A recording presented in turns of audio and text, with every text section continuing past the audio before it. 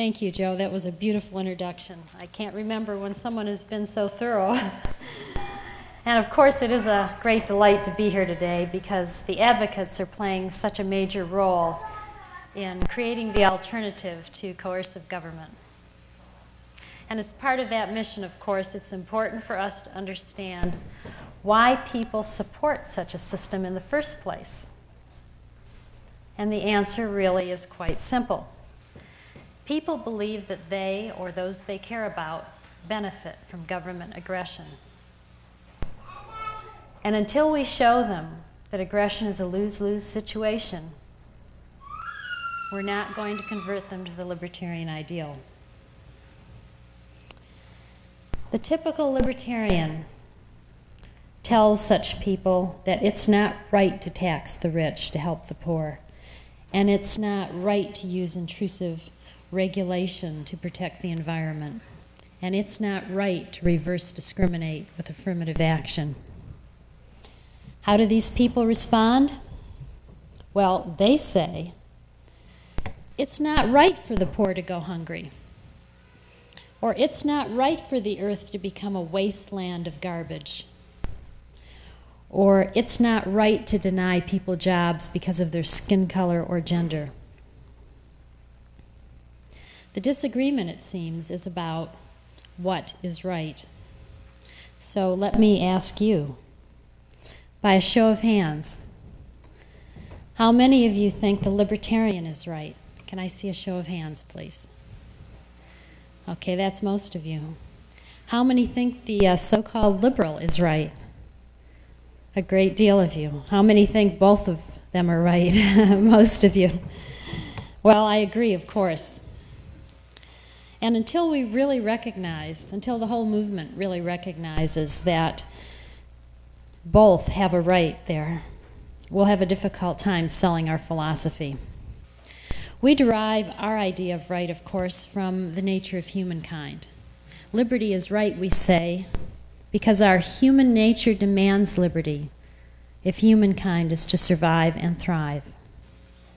The liberals claim that they are right because they believe that for humankind to survive and thrive, the earth must be kept in balance, another's misfortune needs to be met with compassion, and that people ought to be valued for who they are rather than what their genetic makeup is. The libertarians have a code of ethics based on their understanding of what it takes to survive and thrive. The liberals have a vision of what humankind surviving and thriving looks like. If both are right, then liberty should result in manifesting the noblest vision of the liberals. Indeed, I spend a great deal of time in Healing Our World documenting that the result of liberty is indeed the noblest part of that vision. Yet the propaganda against liberty has been so intense that even devout libertarians have fallen for it. I've heard some libertarians say things like, liberty is so precious and so right that even if people who in a socialist system might have been okay, if they starve in a libertarian system, it's okay because that's the price of liberty. And we should never have to say anything like that because it's liberty that puts food on the table in the first place. But these kind of comments have earned us the reputation of being cold-hearted and Scrooge-like. We don't have to choose between liberty and a noble vision of humankind that far exceeds anything the world has ever experienced. It's liberty that brings prosperity, liberty that brings compassion. The United States is virtually the only country in the world where people don't mind being taxed if the money is going to the poor of other nations or their own. The desire to help others is good for both the individual and society. Too often, as libertarians, we tend to be a bit embarrassed by that, especially if, as I am, we're fans of Ayn Rand. Yes, there is the virtue of selfishness, but if we want to be truly selfish, we must extend our caring beyond our own physical borders. Indeed, if you look into your hearts right here and now, I am willing to bet that most of you are really in this room for someone or something other than yourself. I made that personal discovery myself some years ago. It occurred to me that if I put as much time and effort into working the system and making money that I did into trying to convince people of the worthiness of liberty, that I would be much freer than I am now. I wouldn't feel the pinch of taxes if I had more than enough money. I wouldn't feel the pinch of regulations if I could buy my compliance. And I certainly wouldn't need to worry about confiscation even if I had my wealth spread out all over the world. So an intelligent, hardworking person today can still largely escape the long arm of government if they choose to. But instead of working the system and making a lot of money, I was putting thousands of dollars into the cause. I was putting all my spare time into the cause. I spent 5 years writing Healing Our World, which if it ever becomes a bestseller might earn me 50 cents an hour. Boy, it makes those illegal immigrant laborers look quite wealthy. So where was my selfishness when I needed it? Well, after some reflection, I realized that my selfishness was so interwoven with a desire to give that I couldn't tell the difference. I've seen the light of liberty, and I want to share it. I want to show others that life doesn't have to be dog eat dog. People don't have to starve.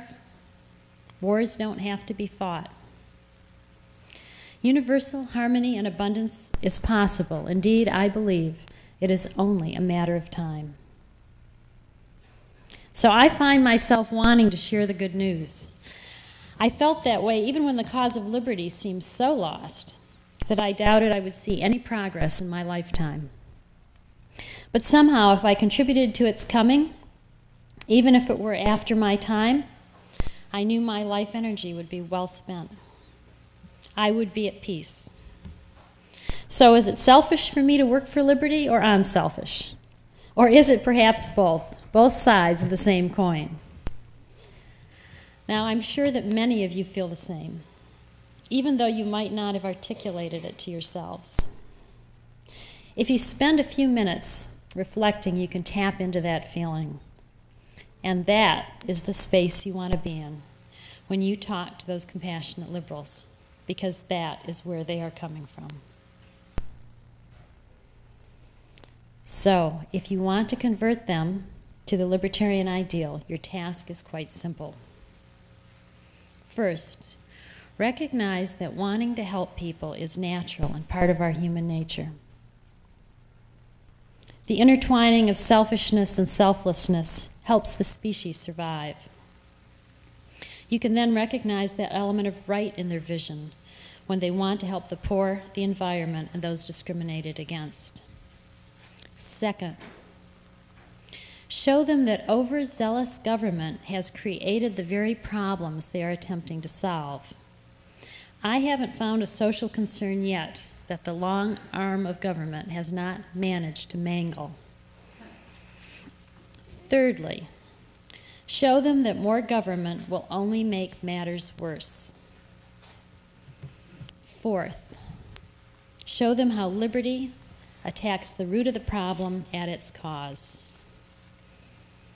Let me show how this might go by role-playing with both the self-government advocate and the liberal who wants welfare for the poor.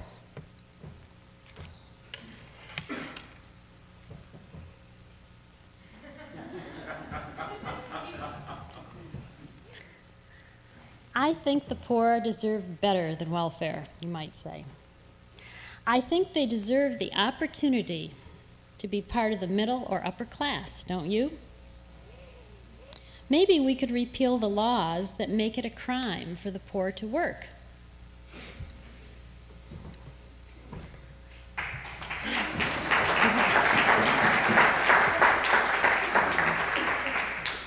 What are you talking about? the welfare promoter might say. This is a free country. There's no law against people working. Oh, there's lots of them.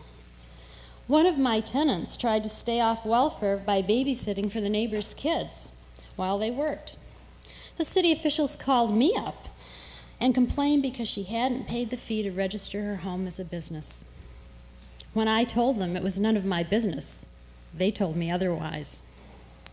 I would need to have the building inspected, and the ceiling would have to be raised before the apartment could qualify as safe for daycare. This is a true story. All these are true stories. The law would have put this lady out of business and onto the welfare rolls. Only someone with startup money can legally do child care in this county. A similar incident happened with a lady who was sewing curtains in her home and hanging them in business offices. The city officials stated frankly they wanted to put her out of business as she couldn't afford to rent office space. Why would anyone say something stupid like that? It's the law. One of the many laws that makes it a crime for poor people to work. Why would anyone pass such a law? Think about it. It puts the competition out of business. The poor are willing to undersell the larger competitors because for them, getting that business is a matter of life and death. The big guys don't want that. They contribute to the campaigns of candidates who impose taxes and regulations to drive the poor right out of the job market. Why would our government enforce such laws? Well, who do you think the politicians get the greatest contributions for the re-election campaigns from? The big guys or the little guys? So some of the people who are on welfare right now might have been self-supporting without government interference. That's not right. I couldn't agree more.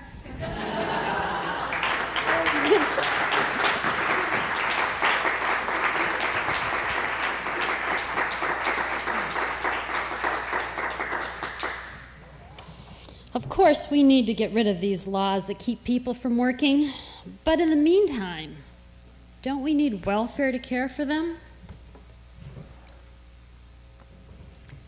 Why would you want to pass a law that hurts the very people you're trying to help? Tax-supported welfare is a cure worse than the disease. Some of my tenants are teenage girls who got pregnant on purpose so that they could get that welfare check and get out of the house. If they later decide they've made a mistake or want a better lifestyle, they get quite a surprise when they try to break into the workforce. Because they got pregnant early, they're unskilled and inexperienced. So their first job is very low wage. In fact, lower than it would be if they had remained on welfare. And that's quite a shock. If they stay in the workforce and get promotions and raises, of course, in a few years, they'll be well on their way to a good lifestyle.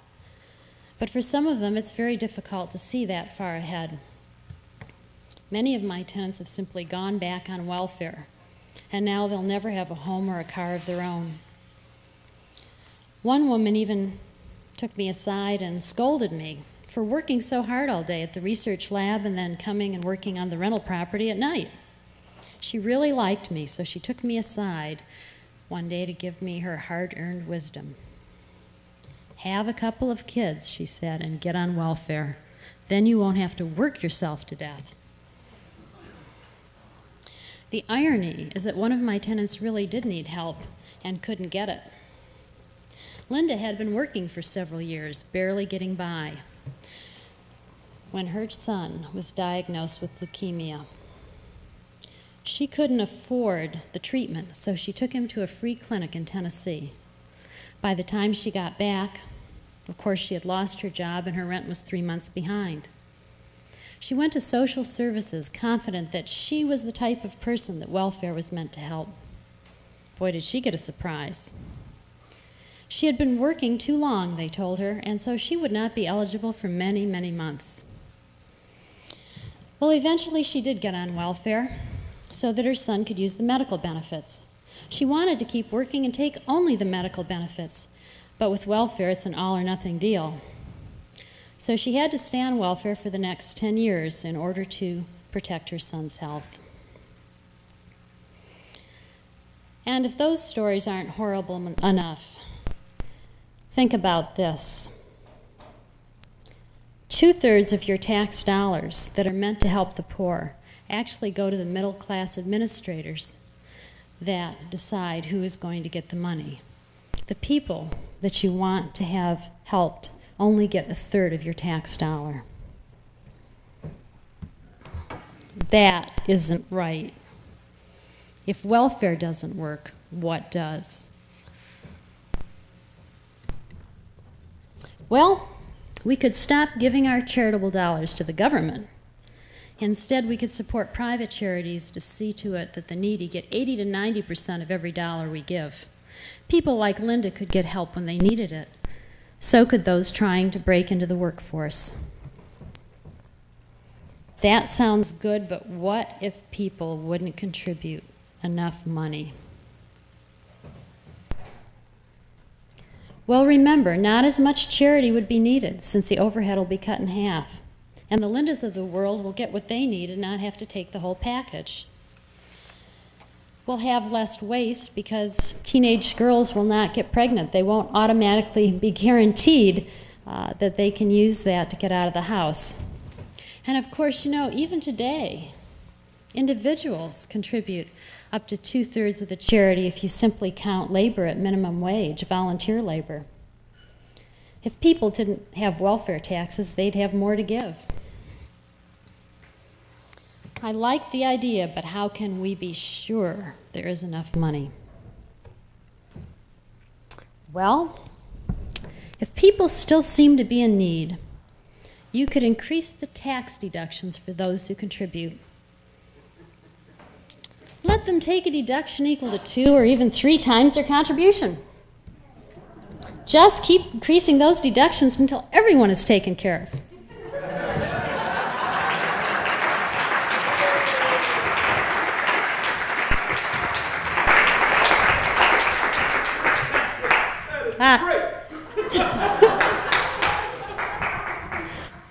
I like that idea.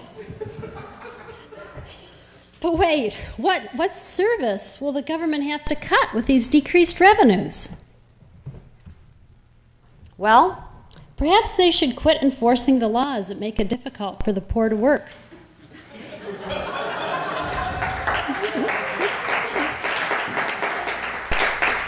I mean, that's what's causing a large part of the problem in the first place. It's only right.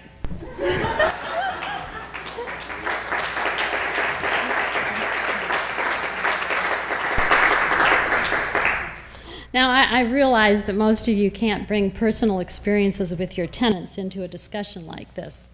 However, there are a number of facts and figures that you can use to make the same points. In Healing Our World, one of my favorite examples is the taxi cabs in New York City, where a person who wants to drive a cab has to buy one of the frozen in place since 1937 taxi certificates, actually, thank you, medallions. Thank you, medallions. And that's well over $100,000 now. And of course, that story is very unique because it talks about how the poor minorities started driving cabs illegally in their area and actually became twice as numerous as the legal cabs. So it's a very, very nice story to talk about. Also, all the child care restrictions that you have to deal with in various parts of the country, and sometimes there's 100 forms that are needed. Another one that's my favorite is the way in which in the Chicago area for a long time you were not allowed to hook up your home computer to your place of business because you weren't allowed to have home businesses. So there are a lot of examples that you can use if you don't have your own personal experiences. But one thing about the personal experiences is that if you can get them, if you make an effort to go out and work with the poor or work with some aspect of the problem, when you bring your personal experiences, you're normally talking to liberals who haven't even met a welfare recipient. In fact, I debated, when I was a candidate for an office, debated another, of course, Republican and Democrat who claimed that my statement that 95% of my welfare tenants were able-bodied was simply false, because everybody knew that most people on welfare were crippled or deaf or whatever. It just, of course, showed that he really was totally unacquainted with what was going on. And so if you have any experience, it really lends credibility. And of course, we should have that experience. We should be caring. And in some way, we should be tapping into our community. If we're not doing that, we're kind of in our ivory tower. So even if you do it in a for-profit way like I did, you learn an awful lot, much more than you bargained for. I want to go over what we just did and give you another example, because there's a pattern here that I particularly am fond of using. First, in this example, we embrace the noblest part of their vision, a compassionate society where the needy did not want for the basic necessities.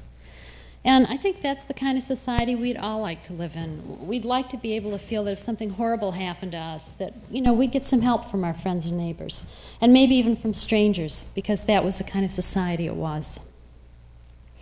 And I believe that only liberty takes us to that kind of society, because it's the way of life that makes humankind survive and thrive. There's nothing inconsistent with compassion and liberty. In fact, I think that only in a free society do you see the kind of compassion that we can even imagine here today.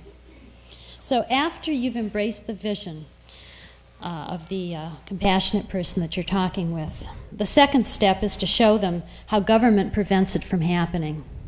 You know, don't start from where the problem is now. Show them how the problem came about. Prepare them for what you're going to say next. It also shows that you've thought about the problem and really have gotten to the core of it. The third step is to make the case that extra taxes and regulation are not going to help. Even though they're meant to help, they're actually going to be a cure worse than the disease. Because again, people may say, oh yes, government caused the problem, but can't we solve it with government or for a little while? Remember, they're not familiar with the other side of the equation. And then fourthly, of course, you show them that liberty is the way to solve the problem. And you should have no problem going through this exercise yourself. If you do, then all it means is that, you know, you haven't thought about how liberty applies to that. We really need to be very conversant in that, I think. Most people relate to what works. They don't really relate to what's right. And so we really need to get into what works. And it is a little more difficult. It means you have to have your facts and figures down. But what you'll find as you go through this process is after a while, you'll automatically know what that data must be because it has a pattern to it. And it'll make it easier to remember the facts and figures, or even know where to go to look for them, because you'll already have a sense of what you're going to find. You can be sure that government is the cause of societal woes, that more government harms those it's meant to help, and that liberty will take us to the noblest vision of humankind. It's just the nature of life, government, and humankind. So let's apply this four-step technique again to our conversation with our compassionate liberal, who says, most of the poor are minorities and handicapped. Shouldn't we at least use affirmative action until we can get the jobs and welfare programs straightened out?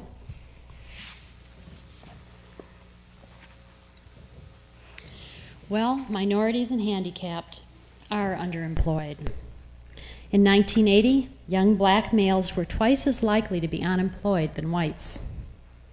Of course, in 1950, blacks and white unemployment ratios were similar. Too bad that law got passed that let employers who discriminate go unpunished. Too bad it gets renewed periodically to keep minorities out of the workforce. There's no law like that. It's illegal to discriminate. Well, black economist Walter Williams cites this law as one, if not the, major cause of black youth unemployment. What law is this? Tell me. Why, the minimum wage law, of course. But, but that law protects the unskilled from being taken advantage of, doesn't it? Well, let me tell you another little story about my experiences with low-income housing. We were rehabbing a building, and it took us several months, so we had material and people milling about all the time. And one day I was approached by this young man who obviously had some physical and mental problems, and he said that he wanted to work for me and that he would take $2 an hour for his pay. And he felt that he lived down the street, he could walk, so he had no transportation costs, and he knew he had some problems. He knew that an employer wouldn't want to normally hire him, but he felt so strongly that he could convince me he was good and learn the job that, I would either raise his salary or give him a recommendation. Of course, at that time, the minimum wage was $3.25. So I really was very nervous about hiring him. In fact, I tried to explain to him that the law really didn't permit me to do that type of thing. And it was very sad because he really did want to get a start somehow. But because of minimum wage, people like him can no longer be paid while they train. Instead, if they can't afford to pay for training, they're sunk.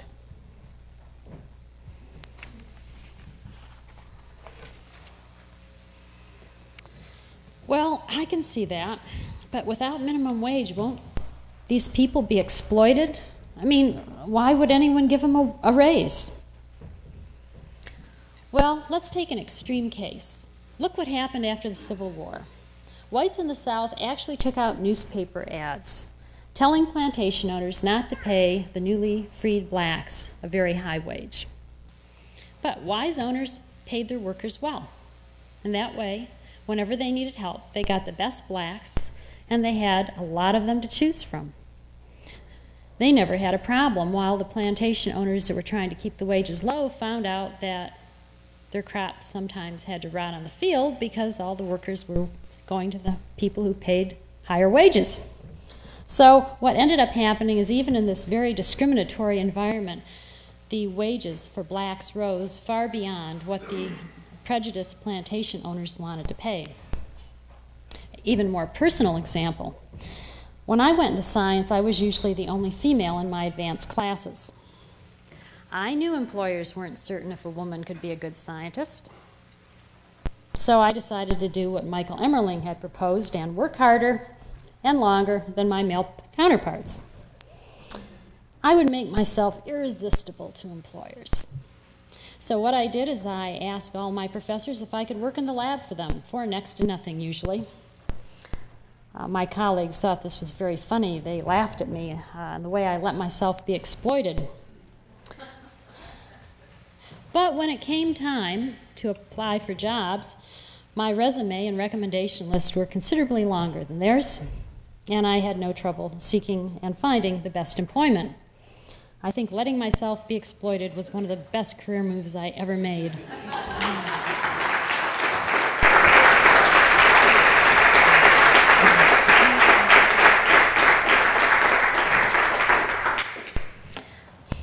But a person really shouldn't have to work harder because others are prejudiced. Well, probably not, but, plain-looking people have to try harder than gorgeous people to get noticed. Short basketball players have to be more skilled to play as well as their taller counterparts. People with average intelligence have to study harder than someone with a photographic memory to retain information. We all have advantages and disadvantages. That's life. With minimum wage laws, though, there's no way to work off your disadvantages. So minimum wage keeps the disadvantaged from ever getting into the workforce. Instead of being paid to train, they have to find a way to pay to train, and they simply can't afford it. Okay, so we get rid of minimum wage and excessive regulations so that minorities can get a start. In the meantime now, shouldn't we use some kind of affirmative action? My favorite line is coming. Why would you want a law that hurts the very people you're trying to help? If you have an affirmative action program, it needs funding. funding comes from taxes. Taxes come from people. And people who are on the edge, that little bit more of tax can push them over the line. And who is that likely to be? The unskilled. And who is that likely to be? The minorities. Same with businesses. If you try to make the tax on business, or if you are regulating the business and they have to do all this extra affirmative action stuff so that it costs them more money, what that means is some of them on the margin are going to go under. And who's that going to be? Well, it's probably going to be the minority businesses that are struggling. So what will happen is if you impose a tax to have affirmative action, is that the people the tax will hurt the most are probably going to be minorities who are going to be put out of job and put on welfare. And of course, they'll be the unskilled minorities. Now, those taxes will actually go to middle-class administrators who will decide if companies are really doing affirmative action properly. So a few skilled minorities might benefit from the program at the expense of a lot of unskilled minorities. Somehow, this doesn't seem like a good deal to the minorities. Well, if affirmative action doesn't stop discrimination, what will? Well, I'm glad you asked. Historically, intermarriage and adoption have been the way that even warring nations have found peace. Yet, if you notice today, many professional or middle-class white couples are very, very eager to adopt because they can't have children. And yet the waiting lines are very long, 5, sometimes 6 years, for little white babies. You see, these parents are very willing to adopt children of color, but they're not allowed to. The government adoption agencies feel that children of color should be placed in an environment similar to the one from which they have come. And since that environment is probably poor, there aren't many environments that those children can be adopted into, so they get shuffled from home to home. I have watched as my colleagues in the science profession have imported children from Korea, South America, and other parts of Southeast Asia because they were not allowed to adopt black children from this country. I think this is very sad because I think if white couples were allowed to adopt black children or Indian children or other minority children, they would protect and defend those children against all kinds of discrimination. You had better believe it. And when you have mixed families and that becomes common, discrimination ends. Now, we've seen the government try to bus children to achieve this mix, and yet forbid the very mix that will always work, adoption. If there's one thing that will change the way the different classes and the different color groups are thought of in this country, in my opinion, it is by adoption. And so what we need to do is get rid of the regulations that prevent adoption of children of color by parents who are white and willing to love and care for them.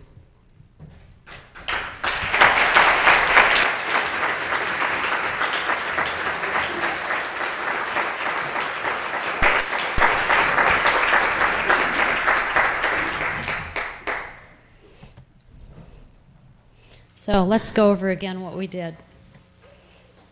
Share the vision, first of all. There's nothing wrong with being compassionate and wanting to help. Nothing at all. In fact, it's the greatest thing. It's something we've kind of neglected. And I think now, by the vote that we got in this room today, we're really beginning to catch on that that's where we need to be. Next, help the person you're talking to understand where the problem comes from. And you'll find most of the problem comes from government. I'm not saying that there isn't any discrimination or there isn't any real poverty. But if you try to delve into the problem, you'll find most of it, as we have in this country today, has been caused by government. Next, you need to talk about the person, about the proposed government solution that probably got the conversation started in the first place. And once they've understood how government has caused the problem, they're much more receptive to the fact that government is not the solution, but actually aggravates it. And of course, once you've come to that place, they're going to want you to propose a solution now. You've shown them that the solution they proposed isn't the one that's going to work. You need to show them how liberty works. And again, a little bit of study can help that. And of course, you know that you have done your job properly when your compassionate liberal comes to you and says, you know, I really don't like this idea that a lot of the things I've thought about are actually hurting the people I want to help. Is there some kind of guideline or principle that you can use to tell in advance if what you're proposing is going to be destructive to those you're trying to help?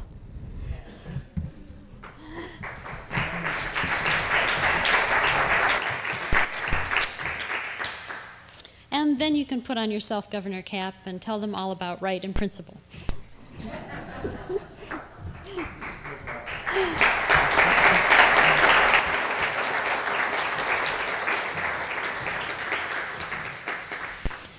But for the most part, I find it's very difficult to start with that because most people are interested in what works. So you meet them on their paradigm. You talk in their common ground. And then you can move to yours. In fact, they'll ask you to move to yours. You know, we've been talking a lot about paradigms at this summit meeting, and I would like to share one of mine with you, which I think is another very important one that when we come to terms with, we can really improve our communication. Because, of course, you communicate in different ways. It's not just what you say, it's how you say it and how you stand and the feeling that people get when they talk to you. If you're kind of doing things by rote and really don't care, they pick up on that. So it's really important to get into a certain space, not just to make the conversion, but to make the connection. In fact, that connection is so important. It's really a part of what we want liberty for, liberty to make that connection. And I'd like to talk to you a little bit about my particular paradigm, which is that liberty is very win-win. Nobody's harmed by liberty. Even the people who think that they are somehow getting ahead in today's system, and even if they are in a position where they're sort of reaping the benefits of all this taxation and regulation and think that they're really pulling one over on us, I don't think they're winning. And I think because liberty is a win-win game, that every single person in the entire world, unless they're, I guess, maybe not mentally all there, probably can be convinced that liberty is for them. There probably are words. Now, we might not know them. It may take a long time, but I believe that everybody is a potential libertarian. And I think this because I think liberty has three major benefits that people seek. The first, of course, the one we're most conversant with, is wealth. In a free society, there is so much more wealth.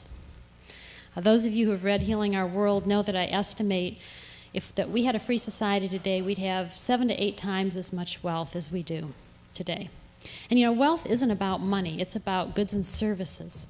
It's about the cure for AIDS and the cure for cancer. It's about knowing what to do so you can live to be 120 or 150 in perfect health. It's about knowing how to go to other planets so that you never have to worry about running out of resources. It's about all those dreams that we have that right now seem like pipe dreams. But 7 to 8 times as much wealth is probably the difference between the Dark Ages and the electronic age.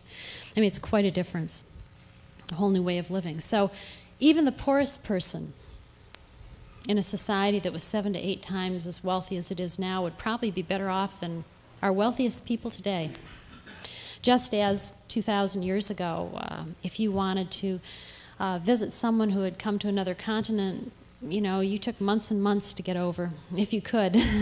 You couldn't pick up the phone and just talk to them. You didn't have penicillin if you had an infection. You didn't have specialized surgery techniques if you had a problem. I mean, there's so much difference when you have wealth. It's unimaginable, almost, the difference in lifestyle even our poor would have in such a society.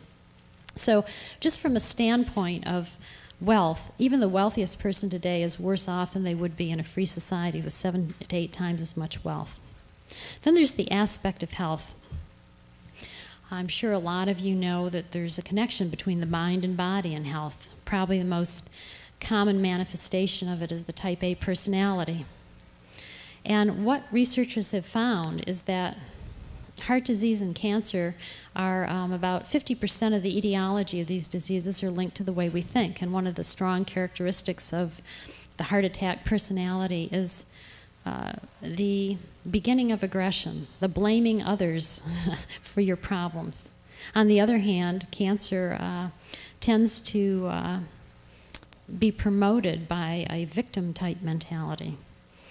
Both of these mentalities, of course, are highly promoted in our society today, so maybe it's not a wonder that heart attack and cancer are our main diseases.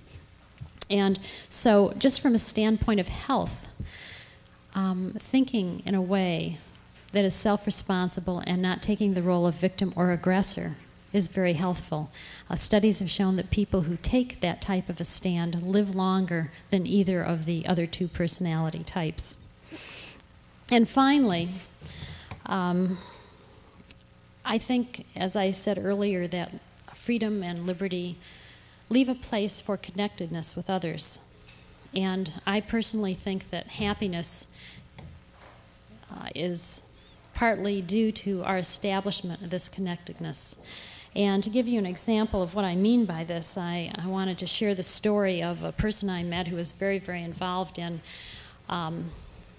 working with the establishment, if you will, to create the propaganda that convinces people to go along with a lot of the government aggression. This person was quite wealthy and even appeared on the cover of Time magazine. And I had an opportunity to talk with him, and I could see that he wasn't a very happy person. And so I asked him what his goals were, thinking that I was asking him what would make him happy. And he said, power and money. And I almost laughed because I thought he was joking. I guess in my paradigm, I mean, like, it's just not something you go after looking for happiness for. But anyhow, he said that, and he was quite convinced that that was good. But of course, he already had that, so I realized I had not properly formulated my question and asked him instead what he thought it would take to make him happy. And he said that he felt very disconnected from the human race. He did not feel like he was, you know, part of the societal family, and that, you know, that really bothered him, that he wished that somehow he could make that connection. And at the time, I hadn't really thought of a lot of the things that I've talked to you today about, so I didn't recognize it for what it was. But what I think was being said was this person who was always thinking of other people as people to use and defraud and trick in order to get that wealth and power, had put basically most of society in a separate class from himself. And in making that separation, he had destroyed that bond, that connection. And I believe that connection is necessary for our human happiness. So when somebody advocates aggression, whether to help themselves or to help somebody else, they first have to create that separation between themselves and others, because they're doing unto others something they don't want to have done unto them. And once they make that separation, they have thrown away all chance of that peace of mind and connectedness and happiness that they're actually trying to get all this power and money to achieve. That's why we go after things, because we think they're going to make us happy. And so if we use the wrong means, we sabotage our ends. So if you think about it for a minute, if liberty brings us more wealth, better health, and gives us that opportunity for connection and happiness, it's really a win-win situation. In other words, you can't do without it. If you don't have liberty, you don't have a chance. For physical survival, healthful survival, or what I'll call, for a lack of a better term, spiritual survival. And that means that everyone would benefit by liberty. And that also means that everyone you talk to, every single person, is a potential libertarian, if only you knew how to reach them. And again, I realize that not every one of us is going to be able to reach every person, and that's why we're different and why we have different approaches, and that's why you've heard several different ways of approaching at this summit today.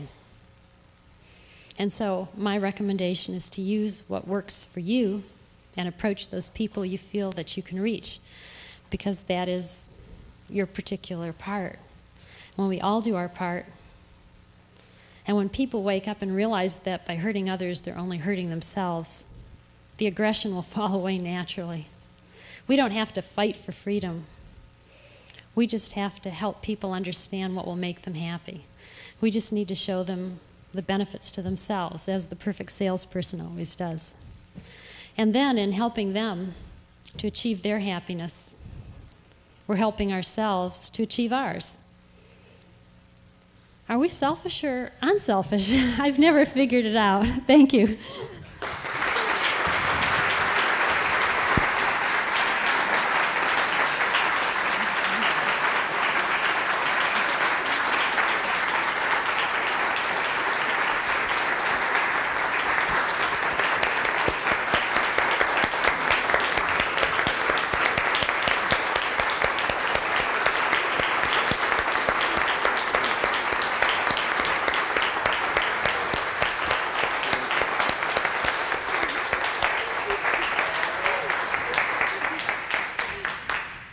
I've never seen anyone so greedily give to people in her life. We're going to ask questions of Dr. Mary Ruwart. I've had a request. Someone has to leave a little early. One of our earlier speakers, I hope not only that he'll have a good question, but I hope you'll all give a round of applause one more time to our friend John Fund.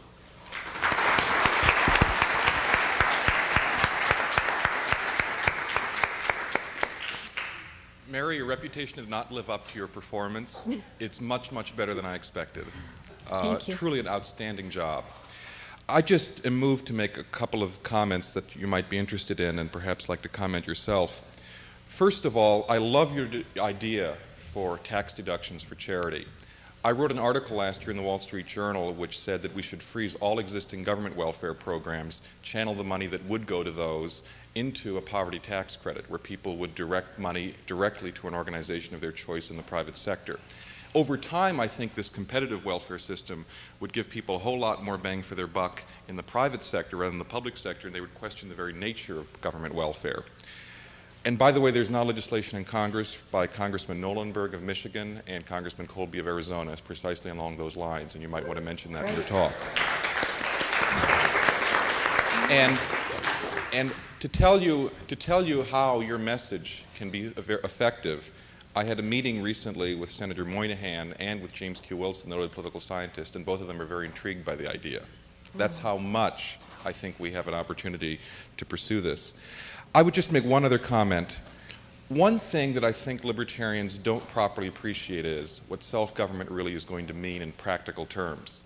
It's going to mean a lot of community standards, a lot of peer pressure, and even some shame. And what that means is there may not be a law against you letting your grass grow outside your house or putting the old car up on the blocks, but there's going to be strong community pressure for you not to do that. Now, Mary, I think, made a very important point. She said people are interested in what works. We have vestiges of community standards left in this country, which mean that lots of people do things in which there is no law. Let me give you an example. For those of you who are going to talk with people who say, no one would give to the poor, no one would give in charitable contributions, there's an institution right now that works completely voluntarily in this country that is 97% compliance. It's called tipping. Think about this. Every time you go into a restaurant, 97% of you leave 15%. Some of you agonize whether or not you're leaving less than 15%. Some of you sit there and literally work out the math. Now, there is no chance, practically speaking, that you're going to go back to the same restaurant, get the same waiter and waitress in a time frame in which they're going to remember that you stiffed them. So there really is no cost to you to simply save 15% on your restaurant bills and walk out. Yet only about 3% of you would even think about doing that. In fact, I know people who dine alone, and they don't even have the peer pressure of the people they're dining with. And of course, they still tip. Now, if we can get 97% compliance with something like tipping, because remember, the waitress and waitress is not going to starve. They're not going to be impoverished. They're not going to have to give up their children because you didn't leave your 15%. Now, if we give 97% compliance for something like that, when there's no obvious distress on the person in which we're dealing with, what kind of compliance can we get through peer pressure and, dare I say, shame for something that really matters, people in distress? And I think that's the tipping example, is something that everyone that you ever speak with has practical knowledge of, and I think it's a selling point. Because if they can be compelled by mere societal pressure to tip, they can be compelled by mere societal pressure to take care of those who are less fortunate.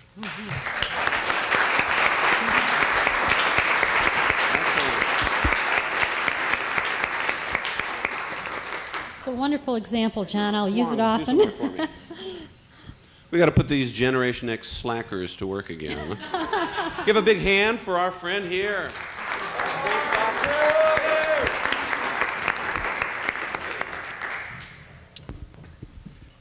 Ron Krickenberger from Georgia, Terra Libra. I had a little bit of an aha experience while you were speaking. You gave such a wonderful demonstration of liberal and libertarian having the same roots, and I really don't have a question. I'll depend on your wonderful ability as a speaker to turn this into a question.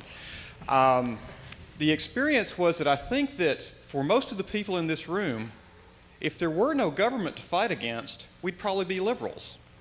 We'd be out fighting some other fight. We'd be out looking to win some other wrong, to right some other wrong. And that was a really strange experience for me to think of myself in that kind of term, but I think for most of the people in here, we wouldn't go in a hole somewhere. We wouldn't try to find gults and just live there. We'd still be out trying to do something else positive. Well, thank you, Ron. That's a wonderful comment. And I would like to respond somewhat. You know,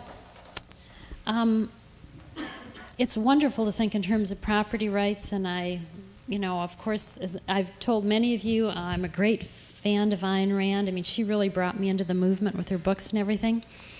I think there was also kind of a, and many of you have heard my 1991 talk on judgment. If you haven't, we've got copies of it back there. But we kind of got into a thing of, you know, it's so good to be selfish, which is, you know, has its truth, that we've kind of forgotten that part of selfishness is unselfishness and giving and compassion.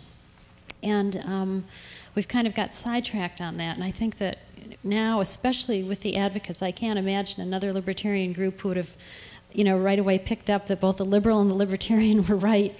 I mean, we need to take that message to our colleagues, and we really need to get that out, because we've been cheating ourselves, really, not only in our abilities to reach people, but it feels good to give. And you know, we've been bottling that up inside, so I think it's time to release it. And I think once we do that, I just think people will flock to us. People really respond to somebody who cares.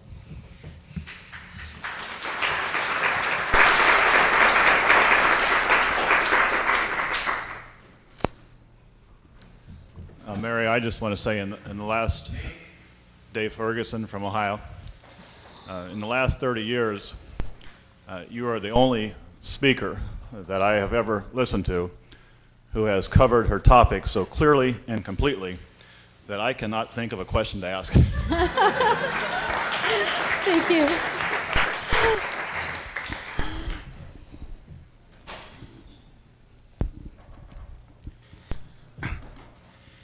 It was a wonderful and inspirational talk, but I feel I need to ask a question that gets down to the nitty-gritty, because the problems we have when we talk to other people often get down to the nitty-gritty. Yes.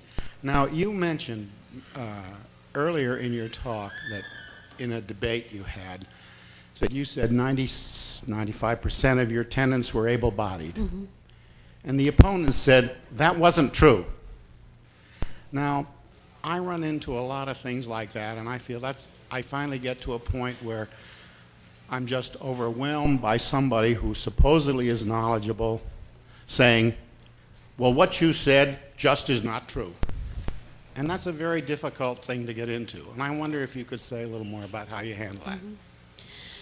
Mm-hmm. Well, you know, when somebody tells you that what you say isn't true, how you respond depends a lot, for me at least, on the context. In this particular situation, we were talking to a group of students who I felt were, because of the other person's manners, and was picking up very well that, you know, he didn't have the experience to speak as he did. But sometimes you can't let people go unchallenged because you're not so sure. that that's the case. And I always try to be pretty gentle. I think if I were having to respond to that person, I would have said, well, you know, I'm speaking about my tenants who I do know something about. If this other person has other statistics, I would really like to hear them. You know, I really want to know. And I think that that's the secret, is to come from a place where you reaffirm your point, but you ask the person, please give me this information. I want to learn. I want to know. And if they're not coming from a place other than just off the cuff, they will provide you with that. And if they can't, of course, everybody in the audience will pick up on that. And so it's a very good way, I think, of challenging their point without calling them a liar, because obviously you never want to do that to a person. Marshall was very articulate about demonizing people the other day, and I think going through the hierarchy of, you know, what's wrong with people, well, by my comments you've probably figured out that to me evil is just an extreme form of ignorance, that, you know, there's not really two categories there. And another thing, too, when we challenge people with our ideas, like I'm talking about how my tenants are able-bodied, and this person had this idea in their mind all this time that these were really suffering people, you know. So it's kind of hard for him to say, gee, I've been voting for welfare for somebody who's able-bodied, you know. It's a hard thing to recognize. So another thing that's good is if you can create the space for someone to be able to acknowledge a shift in perspective. It's very hard. You know yourself, and I know, it's really hard to admit you're wrong, especially about something really important. If you really want to get a grasp on this, sit down sometime and try to think how you would feel if somebody convinced you that libertarianism was all wrong. Now, I know it's hard to imagine that, but just do it for the exercise so you can see how hard it is to make that shift. And then, when you see somebody struggling, you know, where they're resisting the shift, like this guy obviously was, you know, you try really hard to create a space for them to be able to let go of their old ideas and not be judged. Because if, you know, if they think you're going to turn around and say, see, I told you, you know, they're not going to want to make that shift. And many people you debate will never make the shift in public. But I did have one woman that I ran against quite a bit in Kalamazoo who was a liberal, very, I mean, you could call her socialist. And I used to get up all the time and say, well, you know, I really, you know, appreciate that my opponent wants to help people, because I do too. I just think what she's proposing her is actually going to hurt, and I don't, you know, think that, you know, this has been appreciated. And then I'd go through my thing, you know. After a while, she'd come up behind the scenes and ask me what my position was on something, and actually she used to call me when there were debates or something that I hadn't been invited to so that I could come. And then after a while, she got to feel like she and I were, you know, comrades and stuff, and that we were on the same wavelength. Now, we didn't always support the same legislation, but she listened, and I did change her mind on a couple points. So, again, if you let people have that space to shift without thinking they're going to be judged and, you know, have all this negative stuff come on them, it's hard enough. You know, it's hard enough to admit you're wrong. It's really tough. So, you know, one of our jobs is to figure out, I think, how to approach someone so that they can make that shift and not feel bad. And I haven't kind of gotten that down totally yet myself. If I ever figure it out, I'll be sure and say something. But, you know, if you go through that exercise and try to think how you would feel if somebody told you that libertarianism, or convinced you that libertarianism is wrong, you'll get a feel for how tough it is. People know when they say, I don't know where you got your statistics, but everybody knows that most of the people on welfare aren't able-bodied. Everybody knows that. Then you go to the Mark Twain quote, or I think it's Mark Twain. You know, it's not what people know that's a problem. It's what they think they know that just ain't so. I mean, you come back with some humor or something. And again, this takes a little practice. I mean, it's not always on my tip of my tongue either. But, you know, after you've been involved, what I do, and I suggest that, especially for the advocates, this is a great way to get your training. Go into a government classroom and give an hour's lecture on libertarian. What I do is I try to go for 20 minutes and let them ask questions. Boy, you find out what the issues are. You find out what you don't know. You find out what things you can't say in 30 seconds. And then, if you've tape recorded it and you can stand it, you listen to it and you say, oh no, I could have said this.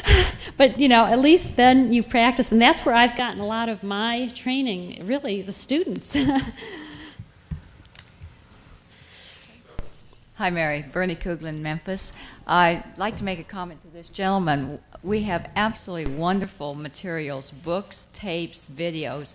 When you get to a point where a person says that and you know that you may be up against a block, hand them a book on the subject that you're trying to convince them on. Let them self-educate. And they may then come back several months later.